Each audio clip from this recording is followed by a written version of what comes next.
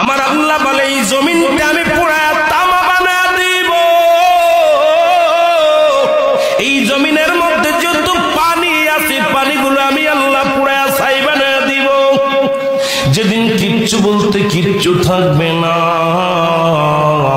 সেদিন থাকবে শুধু আমার আল্লাহ।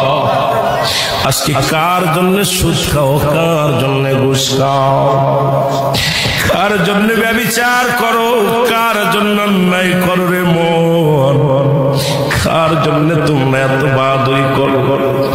আরে আজকে একটা কথা বলতে গেলে কষ্ট হয়। এই জমিনটা আল্লাহ পুরায়া তামা বানায়া দিবে। এই জমিনের মাটিগুলো পুড়ে হবে তামা। এই জমিনে যত পানি আছে পানিগুলো পুড়ে হবে ছাই। এই দুনিয়ার মধ্যে কিচ্ছু যেদিন থাকবে না, ওই তুরস্কের কত বাহাদুর, কত টাকাওয়ালা মিনিটের মধ্যে